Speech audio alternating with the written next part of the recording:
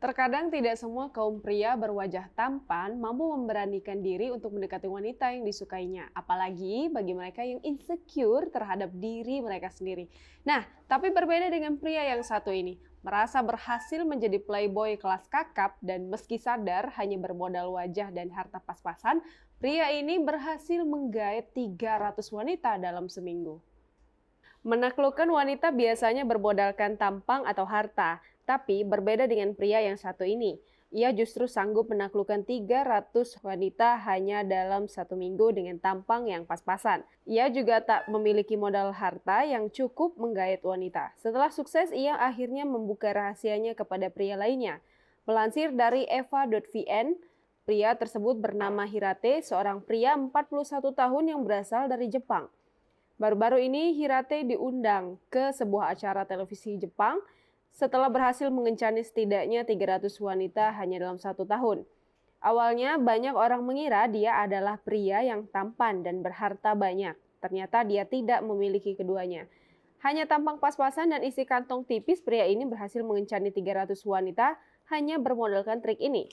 Hirate mengatakan semua bermula dari kehidupan cintanya yang menyedihkan pada masa SMP. Ia digambarkan sebagai sosok pria yang kurang menarik. Dia selalu menjalin hubungan sebentar dengan banyak wanita. Mereka sebagian besar meninggalkannya dan mencari pria yang lebih tampan dari Hirate. Sejak saat itu, Hirate tidak percaya lagi dengan cinta. Dia menjadi penakut dan waspada dengan wanita. Pada usia 30 tahun, Hirate mengalami penyakit serius dan hampir merenggut nyawanya. Beruntung dia bisa selamat dan sejak saat itu, dia merasa hidup ini singkat menjadi dia kembali mencari cara supaya bisa dekat dengan wanita meski dengan tampang pas-pasan dan duit tipis. Namun tanpa mengubah kedua hal itu, Hirate berhasil mengencani 300 wanita dalam waktu 1 tahun. Dia juga membagikan triknya sebagai berikut. Pertama adalah Hirate mengunduh hingga 10 lebih aplikasi kencan di ponselnya. Di waktu luangnya dia berbicara dan melakukan chat dengan banyak wanita.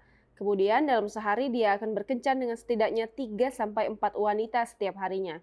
Rahasia kedua adalah Hirate menggunakan foto yang unik. Menurutnya, tampan dan menarik tidak selalu menjadi ukuran menarik perhatian wanita.